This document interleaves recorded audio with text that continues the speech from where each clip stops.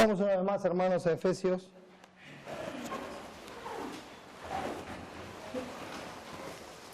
Libro de Efesios.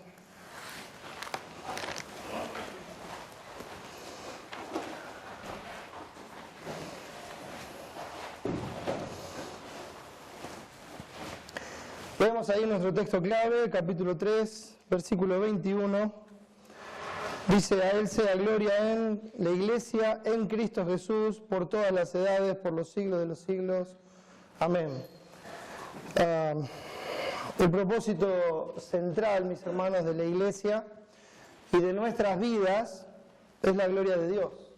Esa es la razón por la cual hemos sido salvados, esa es la razón por la cual Dios estableció su Iglesia. Y la única forma de hacerlo, como ya hemos visto en el pasaje, es en Cristo. Y como viene el desarrollo del capítulo 3, nos muestra que no solamente es en Cristo, sino que es conociendo su amor, toda la dimensión de su amor, y eso lleva tiempo y dedicación, y eso lleva ese enamoramiento para con el Señor, que nos lleva a andar con Él, a buscarle, a conocerle, a tratar con Él, a ver cuáles son sus gustos, cuáles son sus deseos, ese tiempo con el Señor, y así poder ser llenos de toda la plenitud de Dios, como dice el pasaje, ¿no? Podamos conocer. Así oraba Pablo por los hermanos en Éfeso, y esa es la oración por nosotros también. Conocer el amor de Cristo que excede a todo conocimiento, para que seáis llenos de toda la plenitud de Dios. La única forma de darle la gloria a Dios, hermanos, es siendo santos como Él es santo. Nosotros debemos ser santos en toda nuestra manera de vivir, porque nuestro Dios es santo. Su santidad es distinta a la nuestra. Él es santo en un sentido único, Él es santo, santo, santo. Nosotros somos santos por causa de Él, porque Él nos apartó para que seamos de Él. Él pagó el precio para comprarnos, para que seamos de Él, con el propósito específico de que seamos su pueblo, de que le demos la gloria, de que seamos un pueblo santo que muestre su carácter y sus virtudes a este mundo.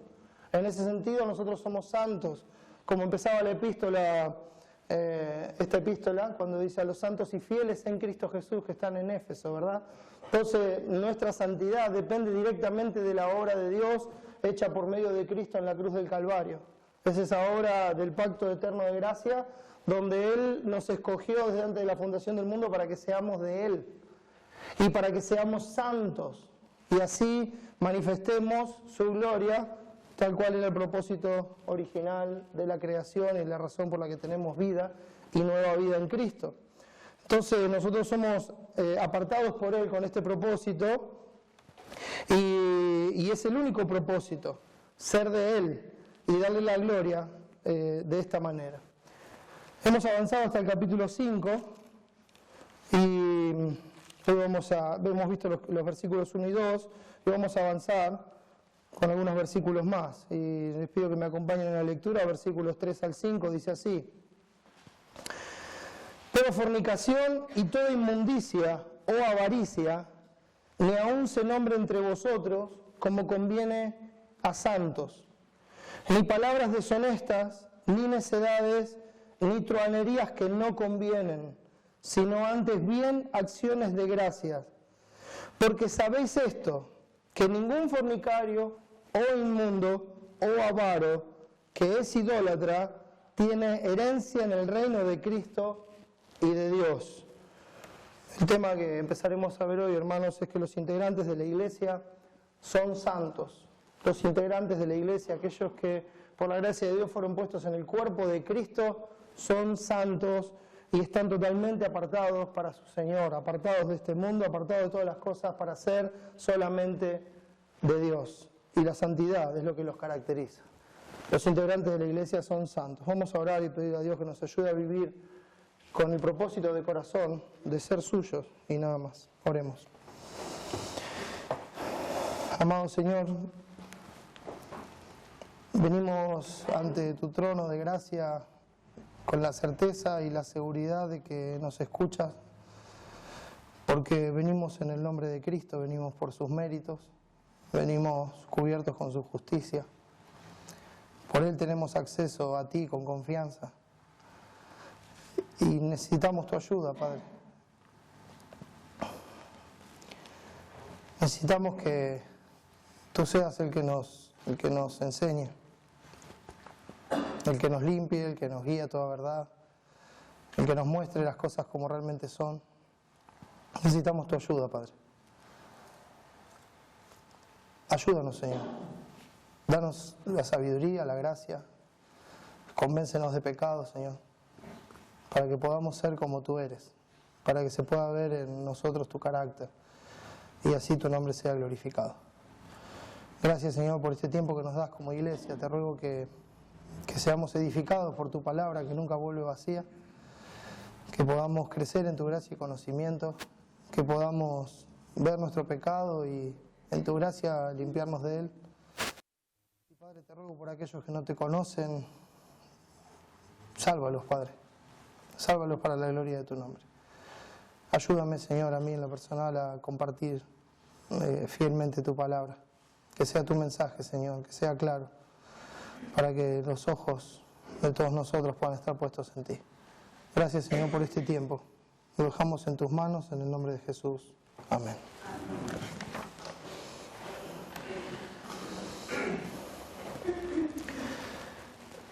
Yo les compartí, viendo los versículos anteriores, la importancia que tenía la instrucción y el mandamiento que había, porque de eso depende todo lo que viene a continuación, de eso depende todo lo que se ve a continuación y cómo va a ser moldeada nuestra vida.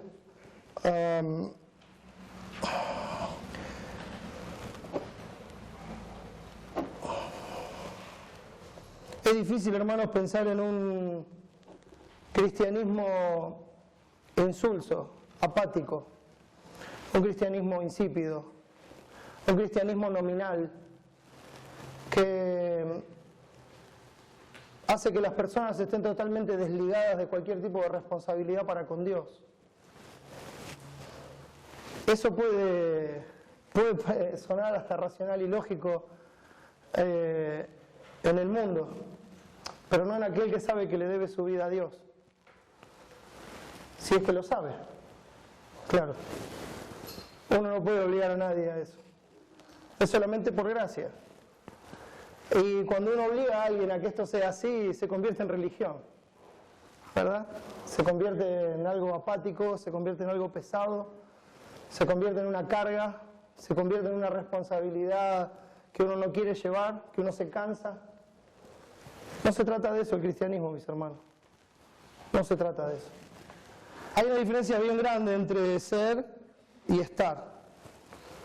Hay una diferencia entre ser parte de un ambiente y ser lo que ese ambiente proclama. Hay una diferencia bien grande, hermano. Y mire, para explicarlo quisiera dar un ejemplo bien sencillo de la vida cotidiana y espero que sea bien entendido. Es un ejemplo que se puede llevar a todos los ambientes de la vida. En todos los aspectos de la vida hay este tipo de ambiente. ¿Cuántos de los que están aquí conocen, han estado, han visto un taller mecánico? Creo que todos, de alguna manera, hemos pasado, hemos visto, hemos estado adentro, hemos participado, sabemos lo que se hace. De alguna manera sabemos lo que es un taller mecánico. Los que conocen un taller mecánico saben que es un ambiente distinto, ¿verdad? Es un ambiente bastante difícil, como tantos otros en la vida cotidiana. La forma en que se habla, la forma en que se viste, los temas que se tratan, las características externas de los que son parte de ese ambiente, casi que uno los puede reconocer solamente si lo ve caminando por la calle. Lo ve caminando por la calle y dice, seguro que ese es un mecánico. O trabaja en un taller mecánico. O tiene algo que ver con la mecánica. Uno lo ve y es hasta evidente, diría yo. Es más, cuando uno va seguido a un taller mecánico dice, pero este hombre no se baña nunca. Está siempre de punta en grasa. Es una cosa increíble. Y no, les doy testimonio de que se bañan todos los días. Pero uno lo ve, lo reconoce. Y uno, si se acerca, puede llegar a ser parte de ese ambiente. No se lo recomiendo a las hermanas. Uno puede llegar a ser parte de ese ambiente. Ahora, hay algo que es fundamental para que ese ambiente se logre. Esto es fundamental. Tiene que haber un mecánico. Tiene que haber un mecánico. Si no hay un mecánico es difícil que se logre un ambiente, un taller mecánico. Tiene que haber alguien que realmente sepa de qué se trata, alguien que sepa cómo funcionan las cosas, que sea capaz de hacer diagnósticos y que conozca el procedimiento para actuar en cada caso. Y es lo que llamamos el mecánico. Y como le dije, llévelo a cualquier ambiente de la vida. Y cada ambiente con sus características. Y va a encontrar lo mismo. Se puede decir que este mecánico es la cabeza de ese lugar y que dirige todo lo que se hace. Alrededor del mecánico suele haber varios ayudantes, curiosos, amigos, los que vienen a tomar mate, los que vienen a pasar el día, los que vienen a contar anécdotas. Tal vez esto me toca de cerca por haber crecido en un lugar así. Y por eso lo puedo compartir. Personas que se ensucian con la misma grasa y que llegan a hablar de la misma forma y de tanto escuchar al mecánico hablar y hacer diagnósticos, hasta los que están alrededor se animan a decir lo que un auto tiene cuando llega. Ah, este seguro que tiene tal cosa. No, este seguro que hay que hacerle tal otra. Y hay un montón así. Ah, eso, seguro que se trata de tal cosa. Entonces uno dice, ¿y por qué? ¿Cómo se arregla? No, la verdad que no tengo ni idea. Pero el mecánico dice que es eso siempre. Cada vez que viene algo similar, él dice que es así. Entonces, yo no tengo ni idea, pero para mí es así. ¿Pero vos diste un diagnóstico? ¿Dijiste que es así? Sí, pero no tengo ni idea. No tengo ni idea. Cuando uno entra allí, todos parecen mecánicos, los ayudantes están armando y desarmando, pero el que sabe por qué se arma y por qué se desarma es el mecánico. Otra vez. Anda, hazme un favor, sacame esta rueda. Sí, yo voy y la saco. Saca la rueda. ¿Qué sabe hacer ese? Sacar ruedas. No sabe por qué la está sacando. No sabe qué se va a hacer atrás de la rueda. No sabe qué se va a poner. No lo sabe. No lo sabe. Los demás son parte del ambiente, pero no son mecánicos. Aunque hablan y vistan como tales, lo mismo, mis hermanos. Aunque hablen y vistan como tales, no son mecánicos. Son parte del ambiente del taller mecánico. El lenguaje del ambiente del taller mecánico es muy particular. Y los hombres que han estado ahí lo saben. Saben de qué estoy hablando. Bueno, mis hermanos, ¿por qué les comparto esto? Exactamente lo mismo pasa en la iglesia. Exactamente lo mismo pasa en la iglesia. Uno puede pasar mucho tiempo y hasta crecer en un ambiente cristiano. Puede hablar como cristiano, puede vestir como cristiano, puede vivir exteriormente como cristiano y no ser un cristiano. Años puede pasar en un ambiente cristiano y no ser un cristiano. Uno puede mimetizarse con el ambiente y no ser un cristiano. Uno puede hasta sentir culpa y llorar por hacer las cosas mal. Se llega a sentir culpa por hacer las cosas mal. Se llega a derramar lágrimas y no ser un cristiano. De hecho, Judas estuvo 3 años y medio con el Señor y cuando hizo las cosas mal y se dio cuenta, se sintió mal. Pero fue y se ahorcó, no fue al Señor. Tuvo culpa de lo que hizo, pero fue y se ahorcó, no fue al Señor. Uno puede querer cambiar porque en el ambiente aprendió que eso está mal y no ser cristiano. Es por esto, mis hermanos, que Dios dice solemnemente en su palabra, es un llamado solemne que hace el Señor: examinaos a vosotros mismos si estáis en la fe, probaos a vosotros mismos, o no os conocéis a vosotros mismos que Jesucristo está en vosotros, a menos que estéis reprobados. Jesucristo está en vosotros a menos que estéis reprobados. Y tenemos que entender que esta es una reprobación delante de Dios, no delante de los hombres. Que esta reprobación tiene que ver con lo que nosotros somos en Cristo, no con el aspecto exterior. O también dice la palabra: todas las cosas son puras para los puros, mas para los corrompidos e incrédulos nada les es puro, pues hasta su mente y su conciencia están corrompidas. Profesan conocer a Dios, pero con los hechos los niegan, siendo abominables y rebeldes, reprobados en cuanto a toda buena obra.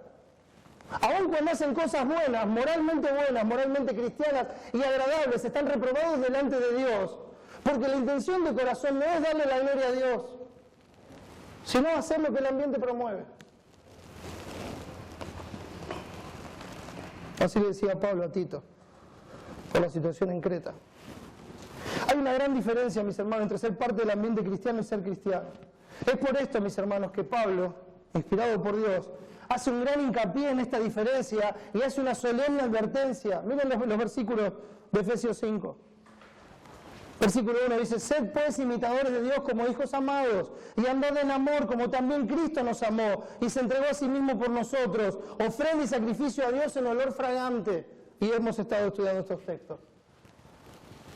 Sigue diciendo la palabra: pero fornicación y toda inmundicia o avaricia, ni aun se nombre entre vosotros como conviene a santos, ni palabras deshonestas, ni necedades, ni truhanerías que no convienen, sino antes bien acciones de gracias. Porque sabéis esto, que ningún fornicario, o inmundo, o avaro, que es idólatra, tiene herencia en el reino de Cristo y de Dios. Ahora la pregunta, mis hermanos, y por eso el ejemplo que traté de poner al principio y demostrar, la pregunta es: ¿por qué el apóstol Pablo, inspirado por Dios, le habla a la iglesia, a los hermanos? Pablo está hablando con hermanos. Tenemos que tener en cuenta eso. Él está hablando con hermanos, no está tratando a los hermanos de incrédulos, ni está hablando para afuera de la iglesia, está hablando adentro de la iglesia. ¿Y por qué? Inspirado por Dios, Él hace este contraste bien marcado, mis hermanos, y hace una advertencia tan solemne.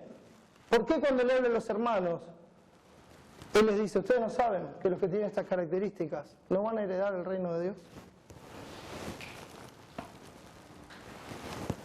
¿Por qué en medio de esta epístola el Señor habla de esta forma y nos lleva a recapacitar? Acaba de decir que tenemos que ser imitadores de Dios. Acaba de decir que tenemos que andar en amor como Cristo anduvo y dar nuestra vida en sacrificio por amor a Dios y por amor a los demás. Acaba de decir eso y enseguida hace un contraste bien marcado y llama la atención. Porque es examinarnos a nosotros mismos. Este contraste bien marcado es para que cada uno de nosotros se examine a sí mismo, para que vea su propio corazón. No para que vea el de los demás, no para que esté juzgando la salvación de otros, la religión de otros, la doctrina de otros, sino para que se examine a sí mismo. Porque sabéis esto, dice el versículo 5, que ningún fornicario, inmundo o avaro que es idólatra tiene herencia en el reino de Cristo y de Dios. Hay una gran diferencia entre ser parte del ambiente cristiano y ser cristiano. Es por esto que Pablo, inspirado por Dios, hace este gran hincapié, mis hermanos. Imiten a Dios, anden en amor. ¿Por qué? Porque como dice la palabra, el amor no hace mal al prójimo. El amor, mis hermanos, no hace daño. ¿Sabe qué? Cuando uno habla del amor bíblico, no se tiene que cuidar de lo que hace. Porque sabe que cuando hace las cosas con amor, no va a hacerle mal al otro, no va a causar daño, no va a hacer las cosas mal. Si las está haciendo con amor, va a ser para bien, va a ser para provecho. El amor no hace mal al prójimo, no hace daño, no lastima, no destruye, sino que ayuda. El amor edifica, el amor anima, el amor lleva a los demás a Dios. Por eso dice la palabra que el amor es el cumplimiento de la ley. En el amor se cumple la ley, porque si uno ama, no va a hacer nada contra los demás. Al contrario. Por eso, el ánimo es: todas vuestras cosas sean hechas con amor. El amor, mis hermanos, busca sobre todas las cosas, y me gusta como lo dice también en la epístola a los Colosenses, capítulo 3, versículo 14, dice: y sobre todas estas cosas vestidos de amor, que es el vínculo perfecto. Dice: ustedes se tienen que vestir como escogidos de Dios, de entrañable misericordia, de amor, tienen que perdonar, tienen que ser pacientes. Da una lista de cosas, a partir del versículo 12. Cuando llega el 14 dice: y sobre todas estas cosas, o sea, encima de todo eso, vamos a poner el ejemplo de la vestimenta. Ustedes se vistieron con estas cosas. Bueno, ahora se ponen un sobre todo que cubra todas esas cosas. ¿Qué es ese sobre todo? El amor, que es el vínculo perfecto. Es el amor lo que mantiene la unidad. Es el amor lo que lleva a que la iglesia sea una. Es el amor. Esas son características muy claras. El amor busca honrar a Dios siempre y exaltar su nombre haciendo su voluntad, no la propia, aún en detrimento de uno mismo. Así anduvo Cristo, mis hermanos. Ese es el ejemplo de Cristo, humillándose a sí mismo y sirviendo a los demás hasta la muerte y muerte de cruz. Siempre Cristo en todas sus acciones fue movido por el amor. Por eso vimos que el amor es sufrido, es benigno. Tenemos que recordar estas cosas, hermanos. Tenemos que recordar estas cosas. El amor es sufrido, el amor es benigno, el amor está lleno de benignidad. El amor hace las cosas bien. Lleva bien a los demás, lleva a los demás a Dios. El amor es benigno. El amor no tiene envidia, el amor no es jactancioso, no se envanece, no se para sobre los demás. El amor no hace nada indebido. Si hay algo que es indebido, si hay algo que no se hace como se debe, entonces no es con amor. Le busque la vuelta que le busque. No es con amor. Y si no es con amor, no proviene de Dios, mis hermanos. Por eso es el llamado de atención que hace el apóstol acá. Porque nosotros tenemos que estar conscientes de este peligro. Él está hablando, vuelvo a repetir, mis hermanos, a los hermanos en Éfeso, aquellos de los cuales en el capítulo 1 él decía, yo me gozo de ustedes, me gozo de sus vidas. Él le dice, sean imitadores de Dios, anden en amor, vivan como Cristo vivió, pero tengan cuidado, estas cosas no pueden ser parte de su vida. Porque sabéis esto, que ningún fornicario del mundo o avaro que es idólatra tiene herencia en el reino de Cristo y de Dios. El amor no busca lo suyo, no se irrita, no guarda rencor. El amor no está buscando para sí mismo, no se irrita, de tal forma que ese enojo, esa irritación, lo controla, lo maneja. El amor no guarda rencor, o sea, no acumula. No acumula, porque si está amando, está haciendo las cosas como corresponde, entonces no va a acumular, porque va a hacer la voluntad de Dios sobre todas las cosas. El amor no acumula, no guarda rencor, no se goza de la injusticia, se goza de la verdad. No se goza de la injusticia. El amor, mis hermanos, es una virtud cristiana.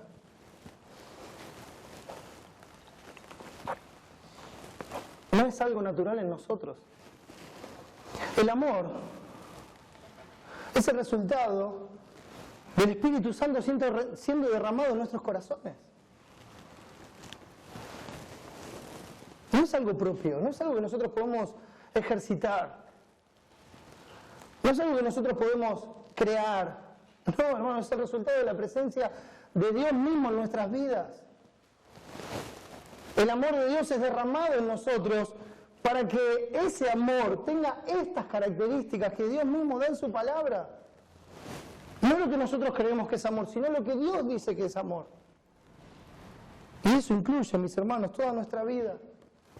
Esta virtud cristiana hace que la conducta de vida sea opuesta por completo a la de aquellos que no conocen a Dios.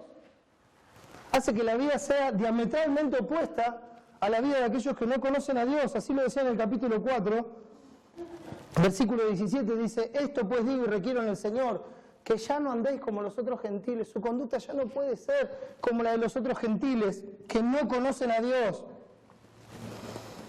Ya no andéis como los otros gentiles que andan en la vanidad de su mente, teniendo el entendimiento entenebrecido, ajenos de la vida de Dios, por la ignorancia que en ellos hay, por la dureza de su corazón.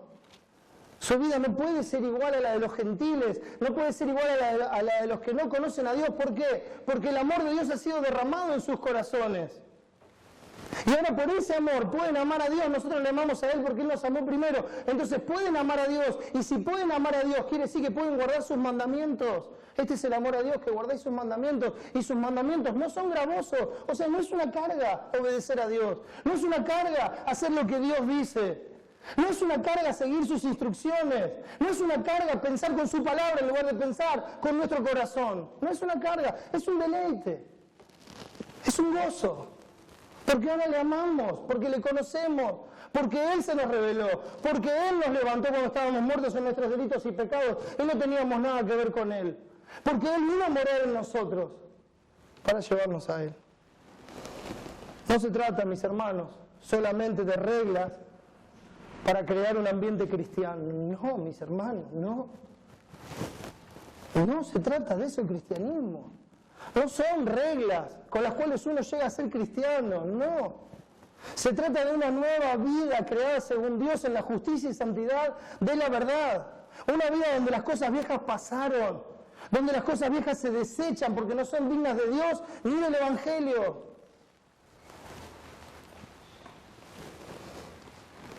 El final de 1 de Pedro 1, el principio del 2 dice: y esta es la palabra que por el Evangelio os ha sido anunciada, desechando pues toda malicia. No condice con el amor, no condice con el amor, no condice con un andar digno de Dios, desechando pues toda malicia, todo engaño, hipocresía. Y recuerden que cuando habla de toda malicia, como ya vimos en el capítulo 4, es toda especie de mal. También lo dice Pablo en Tesalonicenses: absteneos de toda especie de mal. Todo tipo de mal, tienen que abstenerse. No lo pueden llevar a cabo. No lo deben llevar a cabo. Poder podemos. Todo engaño, las apariencias, el engaño, fingir, el amor sea sin fingimiento, la hipocresía. Desechando pues toda malicia, todo engaño, hipocresía, envidias y todas las detracciones. ¿Sabe qué son las detracciones? Tiene que ver con las palabras, con lo que se hace con las palabras. La blasfemia, las calumnias, la difamación, la condenación y la acusación son sinónimos de detracciones. Son cosas que hay que desechar, cosas que hay que sacar de nuestras vidas. Nos despojamos de estas cosas, las arrancamos de nosotros, ya no confiamos en ellas. Por eso dice el 4:22 de Efesios: en cuanto a la pasada manera de vivir, despojados del viejo hombre. Arránquense del viejo hombre de ustedes, que está viciado, está corrompido, conforme a los deseos engañosos. Y a partir de ahí nos da una serie de mandatos en cómo hay que vivir. Nosotros desechamos la mentira porque en Cristo somos honestos. No necesitamos aparentar nada. Necesitamos ser veraces, honestos. De eso hablaba, ¿se acuerdan? Cuando lo vimos, desechando la mentira, hablaba de verdad, hablaba de la honestidad. De la honestidad para conducirse, que es contrario a la hipocresía, desechando la mentira. Y nosotros la desechamos porque en Cristo somos honestos. Nos enojamos con la injusticia, pero por la misericordia, compasión y amor de Cristo no nos irritamos, ni guardamos rencor, ni damos lugar al diablo. No hablamos palabras corrompidas, porque la palabra de Cristo mora en abundancia en nuestros corazones y salen sazonadas con sal. Y la sal como un instrumento para alejar todo lo que corrompe. Sean vuestras palabras sazonadas con sal siempre.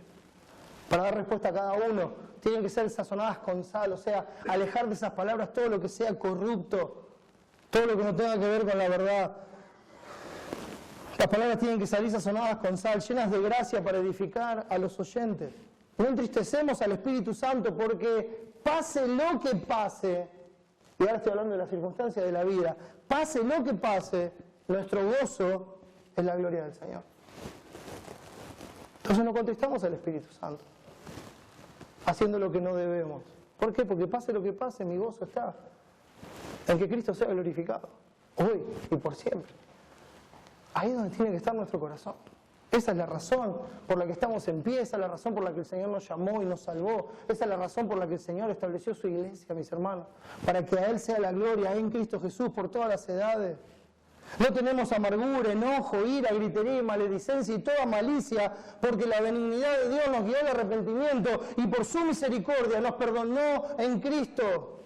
No es una vida de reglas forzadas para encajar en un determinado ambiente. No, mis hermanos, la vida en Cristo es una vida abundante, llena de gozo, que ama a Dios guardando sus mandamientos.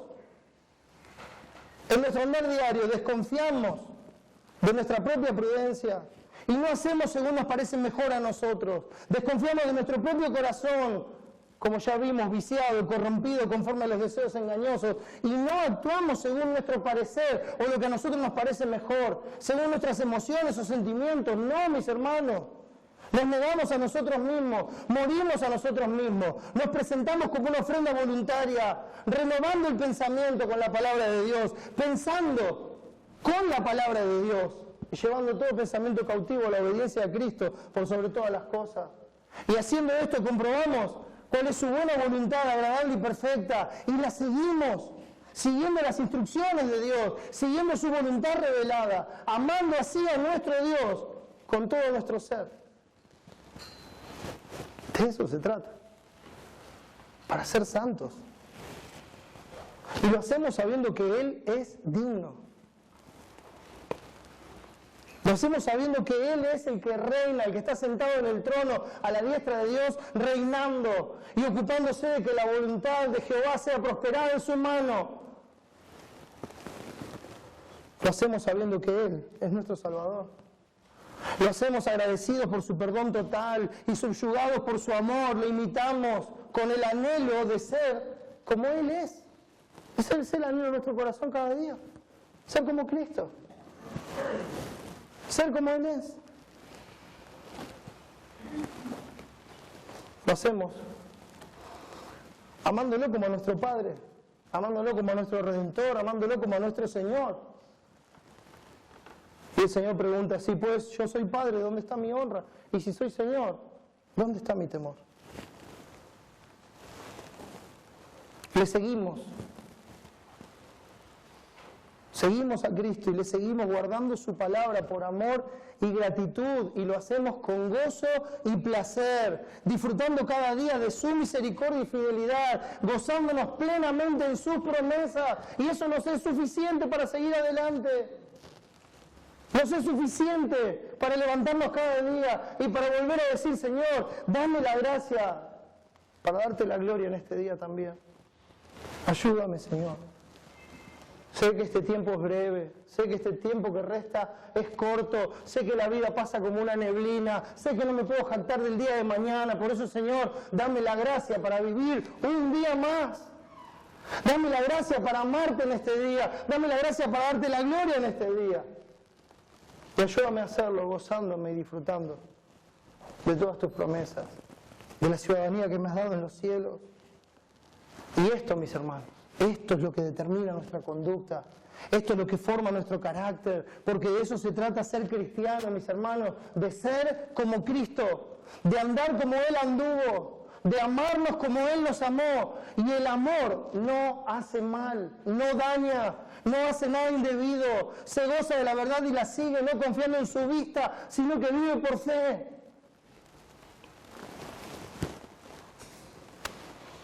Así nos enseña la palabra que debemos vivir, por fe, no por vista, para no ser engañados por nuestros propios sentidos. Nos llama a vivir por fe, creyéndole a Dios, directamente a Dios. Porque el amor, mis hermanos, todo lo cree, el amor todo lo espera. Por su fe y esperanza, por nuestra fe y esperanza vivimos para Dios. Porque le creemos, porque lo esperamos. Y amamos a Dios con amor inalterable. Inalterable. Un amor que no cambia. Porque es su amor que está en nosotros. Y Él siempre va a ser digno. Entonces ese amor no puede cambiar. ¿En qué nos falló Dios? Es la pregunta. Como para que nosotros le fallemos cada día. Y por ese amor inalterable a Dios, cada uno de los integrantes de la iglesia, cada uno de sus hijos se entrega a sí mismo por los demás como ofrenda y sacrificio a Dios, y su vida asciende ante Dios en olor fragante. La vida del cristiano se destaca por la santidad y deja de lado todo lo que es contrario a ello. Leo nuevamente los versículos 3 al 5. Pero fornicación y toda inmundicia o avaricia, ni aun se nombre entre vosotros como conviene a santos, ni palabras deshonestas, ni necedades, ni truhanerías que no convienen, sino antes bien acciones de gracias, porque sabéis esto, que ningún fornicario, o inmundo, o avaro, que es idólatra, tiene herencia en el reino de Cristo y de Dios. Hay un pero que marca un contraste bien fuerte. Este es un contraste que se hace con una vida sacrificada de amor, como nos había dicho en los versículos anteriores. Es un contraste con una vida de pureza y santidad. Es un contraste con una vida nueva a la imagen de Dios.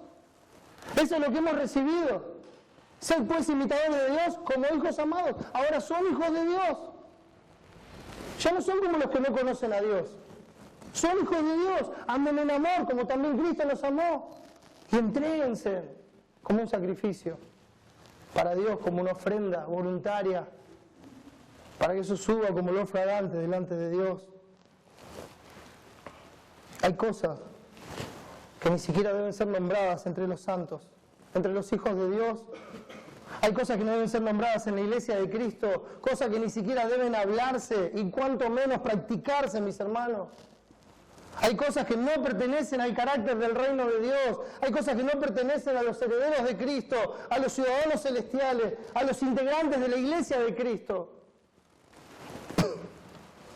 Los que llevan estas características de vida, lo dice claramente la palabra, no son de Dios. Porque sabéis esto, que ningún fornicario, o inmundo, o avaro, que es idólatra, tiene herencia en el reino de Cristo y de Dios. O como lo dice también el apóstol Pablo, inspirado por Dios en Gálatas 5:21, como ya os lo he dicho antes, que los que practican tales cosas no heredarán el reino de Dios. O como Juan lo dice en Apocalipsis 21:8, pero los cobardes e incrédulos, los abominables y homicidas, los fornicarios y hechiceros, los idólatras y todos los mentirosos tendrán su parte en el lago que arde con fuego y azufre, que es la muerte segunda. No heredarán el reino de Dios. Esa vida no es acorde a lo recibido en Cristo. La práctica de estas cosas no es acorde a Cristo. Hermano, no estoy hablando de un hermano que pecó. La característica de un hermano que pecó es que es confrontado con su pecado, ve su pecado, se arrepiente de su pecado, se aparta del pecado, lo confiesa, se aparta y alcanza misericordia y es restaurado. Nos puede pasar a cualquiera. A cualquiera. No estamos hablando de alguien que fue sorprendido por el pecado, estamos hablando de alguien que vive de esta manera y aún así dice que es un cristiano. Estamos hablando de alguien que practica estas cosas. Pero hay un punto que es más sensible todavía en este texto, que nos aleja no solamente de la práctica, o sea, de concretar estas cosas, y que nos lleva a las palabras, a la forma de hablar, a que estas cosas sean parte de nuestra conversación. Los que llevan estas características de vida no son de Dios. Esa vida no es acorde a lo recibido en Cristo. La práctica de estas cosas no es acorde a Cristo. En Cristo somos más que vencedores. En Cristo hemos recibido una herencia eterna. En Cristo hemos sido hechos reyes y sacerdotes. En Cristo el Señor nos asignó un reino y reinaremos con Él. Así que, mis hermanos, recibiendo nosotros un reino inconmovible, tengamos gratitud. Tengamos gratitud. De eso. De eso se trata, mis hermanos. Ser agradecidos con Dios. Ser agradecidos con el que dio su vida por nosotros. Ser agradecidos con el que envió a su Hijo a vivir una vida que nosotros no pudimos vivir, perfecta, pura y santa. Ser agradecidos con aquel que lo envió para que vaya voluntariamente a la cruz a ser hecho pecado, como si fuéramos nosotros. Ser agradecido por aquel que entregó su vida en esa cruz para recibir el castigo de nuestra paz sobre Él, que entregó esa vida eterna que Él tenía para pagar nuestra ofensa eterna, recibiendo el castigo eterno y saldar nuestra deuda eterna con Dios. Ser agradecidos porque Él no solamente murió, sino que resucitó al tercer día para darnos vida juntamente con Él, justificando a todos los que creen en Él con su resurrección. Ser agradecidos porque Él hizo posible lo que era imposible para nosotros. Así que recibiendo nosotros un reino inconmovible, tengamos gratitud. Y mediante ella sirvamos a Dios, agradándole con temor y reverencia, porque nuestro Dios es fuego consumidor. Gratitud, mis hermanos. Ser agradecido, dice Colosenses 3:15. Y el pasaje nos dice, estas cosas no convienen a los santos. No son adecuadas las cosas que están en el pasaje, pero fornicación y toda inmundicia o avaricia, ni aun se nombre entre vosotros como conviene a santos, ni palabras deshonestas, ni necedades, ni truanerías, que no convienen, sino antes bien acciones de gracia. Estas cosas no convienen a los santos, no son adecuadas, no son acordes, no edifican, no santifican, no son provechosas al cuerpo de Cristo, no encajan con el cristianismo. Si uno ve venir a alguien con un guardapolvo o un ambo blanco, impecable, y esa persona viene y le dice, mira, yo trabajo en un taller mecánico, usted se va a dar cuenta que hay algo que no encaja, hay algo que no está bien. Dice, no puedes estar tan limpio si trabajas realmente en un taller mecánico. No podés no mancharte con lo que haces todo el tiempo. De la misma manera, mis hermanos, si alguien dice que es cristiano y practica estas cosas, no encaja con su profesión de fe. Profesan conocer a Dios, pero con los hechos lo niegan. Si alguien ve a un cristiano entrar en lugares inapropiados, hasta el incrédulo dirá, mira el cristiano. ¿Ese es un cristiano?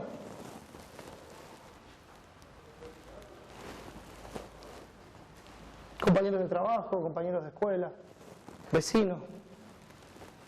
Mira el cristiano, cómo trata a la mujer. Mira el cristiano, los lugares a donde va. Mira lo que hace, mira lo que dice. No hay mayor vergüenza que eso. Y creo que todos lo hemos sufrido en algún momento. Eso te enseñan en la iglesia. Porque hasta el incrédulo se da cuenta que no es acorde a la profesión de fe. Si alguien escucha al cristiano participar de conversaciones pecaminosas, participar de ellas, reírse de ellas, disfrutarlas, aquel que no conoce a Dios lo va a mirar y va a decir, mira al cristiano. De estas cosas hablan en la iglesia. Esto te enseñó Jesús. Si alguien ve al cristiano vestido sensualmente, dirá, mira al cristiano. Así se visten. Estas cosas no deben ser parte de las conversaciones ni de las conductas. Las malas conversaciones corrompen las buenas costumbres, dice 1 Corintios 15:33. Corrompen el alma. Si decimos que tenemos comunión con Él y andamos en tinieblas, mentimos. Así de claro lo dice 1 Juan 1:6. Yo tengo comunión con Dios. ¿Y por qué te veo en tinieblas? La Biblia dice, mentimos. Es contundente, no es una conclusión mía, es algo que dice la palabra. El que dice yo le conozco y no guarda sus mandamientos, el tal es mentiroso. ¿Y cuál sería la mentira? Decir que lo conoce. Yo lo conozco, pero bueno, yo tengo mi vida, hago mis cosas. Entonces no lo conoce. Porque cuando le conocemos, Él nos cambia por completo. Para que ya no sean nuestras cosas, sino que todas nuestras cosas sean de Él. Y que Él sea la razón de nuestra vida. Y todo se ordena a partir de eso. Y no al revés. No al revés. Dice el versículo 3, pero fornicación y toda inmundicia. Fornicación y toda inmundicia. La palabra para fornicación es el griego porneia, de donde nosotros sacamos la palabra castellana pornografía. Y esto habla de todo tipo de relación sexual fuera de la pureza del matrimonio. Y no solo una relación sexual concretada, sino una relación sexual insinuada. O sea, hablar del tema no conviene a santos. Tener este tipo de conversaciones, participar en este tipo de conversaciones, no es acorde a la santidad de Dios, no es acorde a la vida cristiana. Por eso es tan solemne la advertencia que hace. Por eso es tan importante que nosotros nos examinemos a nosotros mismos y veamos qué pasa en la intimidad. No es acorde. Esta palabra habla de todo tipo de perversión sexual. Esta palabra también se usaba para la prostitución. No son conversaciones que tengan que ser parte de la vida cristiana. 1 Corintios, capítulo 6.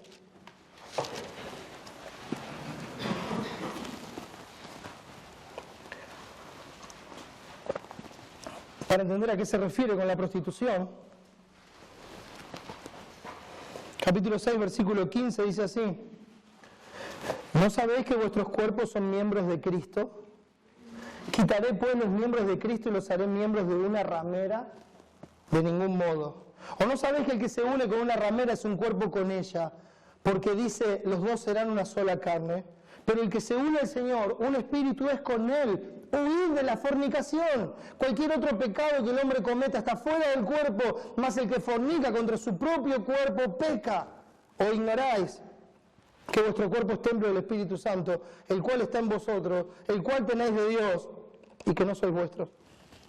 Porque habéis sido comprados por precio. Glorificad pues a Dios en vuestro cuerpo y en vuestro espíritu, los cuales son de Dios. Fornicación, todo tipo de relación sexual fuera de la pureza del matrimonio. Pero no solamente la práctica, sino la conversación sobre estas cosas. Hablar de estas cosas, insinuar estas cosas, reírse de estas cosas. Tener este tipo de charlas no conviene a los santos. Fornicación, inmundicia. La palabra para inmundicia es acatarsia. Y eso nos habla de suciedad, de sensualidad, de impureza. Es lo que ensucia tu mente y corazón. Es lo que te deja pensando en cosas que no tendrías que pensar. Por eso Proverbios dice, sobre toda cosa guardada, guarda tu corazón, porque de él mana la vida. Y así es como el cristiano debe andar guardando su corazón de todo este tipo de conversaciones, de todo este tipo de insinuaciones, de todo este tipo de cosas sensuales que ensucian nuestra mente, que no nos llevan a pensar en la pureza de Cristo, que no nos llevan a pensar en la santidad, sino que nos llevan a pensar en aquellas cosas por las cuales Cristo tuvo que morir bajo la ira del Padre en la cruz del Calvario.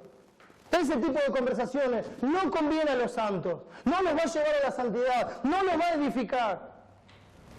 Pero nos acostumbramos a estas cosas, mis hermanos, nos acostumbramos porque lo vemos en la televisión y lo seguimos escuchando y seguimos participando y lo vemos en los noticieros y lo vemos en las revistas y lo vemos en cada lugar y por donde caminamos y andamos.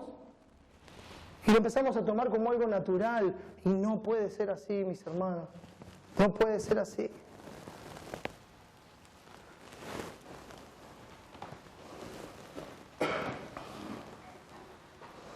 Conversaciones sensuales y sexuales sobre todo lo relacionado a la fornicación y sus derivados, obscenidades, la forma en que los hombres hablan de las mujeres, la forma en que muchas mujeres hablan de los hombres, la forma en que un hombre se refiere a una mujer o trata con una mujer, y la forma en que algunas mujeres tratan a los hombres también.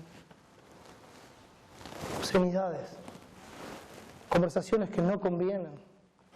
Dice, pero fornicación y toda inmundicia o avaricia. Y uno se preguntaría, ¿por qué está acá la avaricia, no? Pleonexia es la palabra, significa codicio, deseo de beneficio, deseo de tener más. ¿Pero sabe que hay avaricia? ¿Sabe que hay codicia en cuanto a lo sexual también? Que se vuelve irrefrenable, que uno quiere tener más y más y más y busca. ¿Recuerdan lo que pasó con David? Cuando no estaba donde tenía que estar y subió a esa terraza y la vio a Betsabé y la codició en su corazón. ¿Recuerdan cuando vino el profeta y le dijo, mira, podías tener a la que querías, pero vos codiciaste la que no era tuya, la que no te correspondía? Hubo codicia. Ese tipo de avaricia, ese tipo de avaricia que usa todos los recursos que uno tiene para conseguir esas cosas, para conseguir lo que quiere. Emplea su tiempo y sus recursos en esas cosas, más que en darle la gloria a Dios, más que en buscar el avance del Evangelio, más que en promover el avance del reino de Dios, más que en usarlas para hacer la voluntad de Dios. No, usa todo lo que tiene y todo lo que posee para esas cosas. Avaricia. Avaricia. Ordena su vida en base a esas cosas. Promueve el tiempo para que esas cosas sean factibles. Aparta el tiempo, lo prepara. Esas cosas no convienen a santos. No convienen a la santidad. No convienen a la iglesia de Cristo.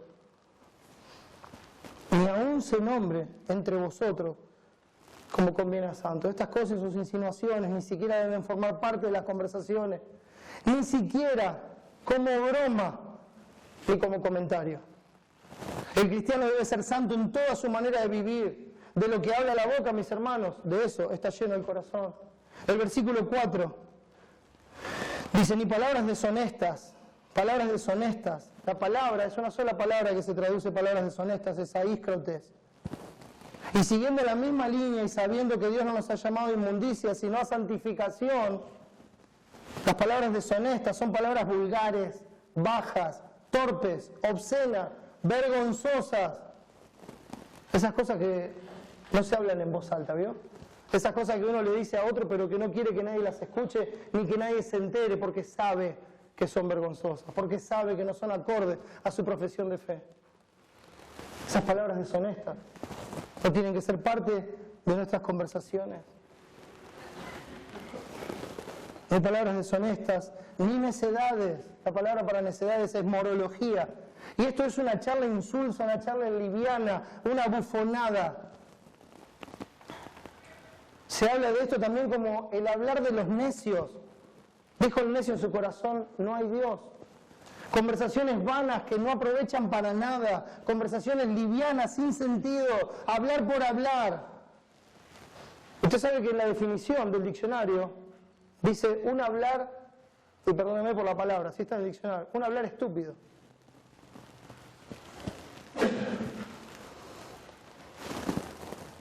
Y dentro de estas conversaciones entran también las conversaciones con doble sentido. Cuando uno dice una cosa, pero está queriendo decir otra. Y creo que sabemos de qué hablo. Pero llévelo a todos los ámbitos de la vida. Dice una cosa, pero en realidad está queriendo decir otra. Doble sentido. Insinuaciones. Luego viene la palabra truanerías. Ni palabras deshonestas, ni necedades, ni truanerías. Eutrapelia es la palabra, y esto habla de la burla grotesca, de girar la conversación en forma burlona hacia donde le conviene a uno. Un bromista grosero y vulgar. Un bromista que hace bromas vulgares. Creo que sabemos de qué hablo. No, pienso dar ejemplos de esto. Pero estas cosas no son parte de la conversación de los santos. Usar en nuestras conversaciones frases del mundo, como los otros gentiles que andan en la vanidad de su mente, para referirnos a personas, a hermanos. No, mis hermanos. No, mis hermanos. Ni palabras deshonestas, ni necedades, ni truanerías que no convienen. No convienen, sino antes bien, acciones de gracia. Este tipo de conversaciones y palabras no aprovechan en nada, todas estas cosas no convienen a los santos, no ayudan a la santificación, no provienen del amor, porque el amor no hace mal al prójimo, el amor no daña, el amor no lastima, el amor no ensucia, no hace nada indebido, mis hermanos. Estas palabras, estas conversaciones no son acordes al carácter santo de Cristo. ¿Y en lugar de esto qué? ¿Qué hay que hacer? ¿Qué hay que hablar? Dice, sino antes bien, acciones de gracia. Acciones de gracias, acciones de gratitud, mis hermanos, hechos de gratitud, hechos que demuestran gratitud y por medio de ellas servir a Dios agradándole en todo.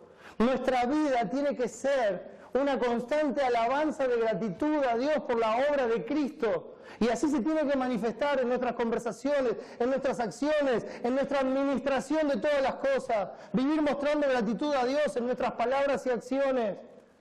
No es que uno está todo el tiempo diciendo, ay, gracias a Dios, alabado sea su nombre. No significa estar repitiendo esto todo el tiempo. Sino que por gratitud a la obra de Cristo, uno no habla esas cosas que no convienen. Y así muestra su gratitud. ¿Por qué no hablas de esto? No, Cristo murió por eso, ¿sabes? Cristo derramó su sangre por eso. No necesito hablar de eso. Estoy muy agradecido por su obra, estoy agradecido porque Él llevó mi castigo. Él pagó esto delante de Dios. Y en gratitud a Él, ya no va a ser parte de mi conversación. No va a ser parte. Acciones de gracia, mis hermanos. en gratitud a la obra de Jesús que pagó por estos pecados, en gratitud por librarnos de estos pecados, ya no nos esclaviza. No le podemos decir que no a estas cosas. Claramente le podemos decir que no. Y podemos elegir con quién juntarnos también, porque dice, ¿qué comunión tiene Cristo con Belial? La justicia con la injusticia, la luz con las tinieblas. ¿Qué comunión hay? Ninguna. Ninguna. Entonces, ¿por qué unirnos o estar cerca de personas que nos llevan a estas cosas? No, hermano. Nuestra vida debe ser una constante acción de gracias a Dios. Hechos y palabras que muestren nuestra gratitud por la obra de Jesús. En lugar de fornicación e inmundicia, en nuestra vida tiene que haber pureza y santidad. En lugar de avaricia, tiene que haber generosidad y liberalidad, administrando como buenos mayordomos todo lo que somos y todo lo que tenemos para la gloria de su nombre y la expansión del reino de Cristo. En lugar de palabras deshonestas, necedades o truhanerías, de nuestra boca tienen que salir palabras de gracia que edifiquen y aprovechen a los oyentes. Palabras que busquen lo que contribuye a la paz y a la mutua edificación. Así nos enseña la palabra. Nosotros debemos buscar, mis hermanos, como cristianos, como hijos de Dios, todo lo que contribuye a la paz y a la mutua edificación. El carácter de los hijos de Dios es un carácter de pacificadores, mis hermanos. Nosotros tenemos que buscar hacer la paz siempre. Siempre tenemos que tener la respuesta blanda. Siempre tenemos que tener esa palabra para llevar a la paz y a la mutua edificación. A veces esa palabra es también reconocer que uno habló mal, trató mal, dijo mal las cosas y pedir perdón. A veces la blanda respuesta es pedir perdón, perdóname, sí, te traté mal, hice mal las cosas. Te pido perdón, no quise ofender a Dios. Porque contribuye a la paz y a la mutua edificación. Cuando algo se hace, mis hermanos, y no tiene estas características, es porque no viene de Dios. No viene de Dios, mis hermanos. Dios no es el que divide, Dios es el que une. Dios no es el que genera la enemistad. Dios es el que entregó a su Hijo para quitar toda enemistad y reconciliarnos con Él y entre nosotros. Nuestras acciones deben mostrar nuestra eterna gratitud por la sangre derramada de Cristo para remitir nuestros pecados. Acciones y palabras que muestren gratitud por su inmenso amor que nos constriñe día tras día a vivir por Él. ¿Por qué? La advertencia del versículo 5, que veremos en más profundidad el próximo domingo, si el Señor así lo permite. Porque sabéis esto, que ningún fornicario o inmundo o avaro, que es idólatra, tiene herencia en el reino de Cristo y de Dios. Si esto es parte de nuestra vida, si esto es algo común, normal en nuestra vida, si esto es una práctica que nosotros buscamos, en la que nos deleitamos, con la que nos reímos, disfrutamos, algo que nos gusta aún en nuestra mente, tenemos que tener este cuidado, mis hermanos. O sea, cosa que sigamos reglas para ser parte de un ambiente y que no seamos. La advertencia es muy solemne. Sabéis esto, que ningún fornicario, inmundo o avaro, que es idólatra, tiene herencia en el reino de Cristo y de Dios. Por eso, mis hermanos, la sentencia está dada y la advertencia también. La pregunta que debemos hacernos es, ¿somos parte del ambiente cristiano o somos cristianos? ¿Somos parte o somos cristianos? Los integrantes de la iglesia, mis hermanos, son santos en toda su manera de vivir. Son santos. No son perfectos. No es que nunca se equivocan. No es que no cometen errores. No estamos diciendo eso. La palabra no enseña eso. Si alguno dice que tiene pecado, le hace a Dios mentiroso que no tiene pecado, le hace a Dios mentiroso y la verdad no está en él. Pero el cristiano ya no se deleita en estas cosas. No las practica, no las busca. No las aplaude. No las acompaña con una sonrisa. No las disimula. sino que las reprende y da gracias a Dios con su vida, apartándose de esas cosas. Porque por eso es santo, Dios lo salvó, para que sea de Él, para que viva separado de estas cosas, para su gloria. Y al fin del tiempo, herede eternamente junto con Cristo, con quien somos coherederos, el reino de nuestro Padre, la comunión eterna, donde no hay pecado, donde no hay inmundicia, donde ninguna de estas cosas nos van a estar acosando, sino que vamos a estar siempre en el gozo de nuestro Señor, en una perfecta comunión ininterrumpida por toda la eternidad. Que eso sea lo que nos sostenga y nos lleve cada día. Y como dice la palabra, estas cosas os escribo para que no pequéis, pero si alguno hubiere pecado, abogado tenemos para con el Padre a Jesucristo el justo. Él es fiel y justo para perdonar nuestros pecados y limpiarnos de toda maldad. Si hay algo de esto en nuestras vidas, no quiere decir que no seamos cristianos. Si es que nos arrepentimos y vamos al Señor y dependemos de su gracia para ya no vivir así. Dios nos ayude y nos sostenga y nos lleve a Cristo una y otra vez y a ser agradecidos con Él. Vamos a orar. Señor, gracias por Jesús. Padre, hay tantas cosas por las que pedirte perdón. Aún hay tantas cosas, Señor, que ni siquiera vemos o reconocemos. Muchas gracias, Señor, porque Cristo murió por todas. Por todas.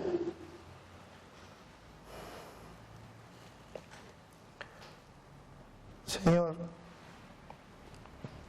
líbranos de aquellos errores que nos son ocultos.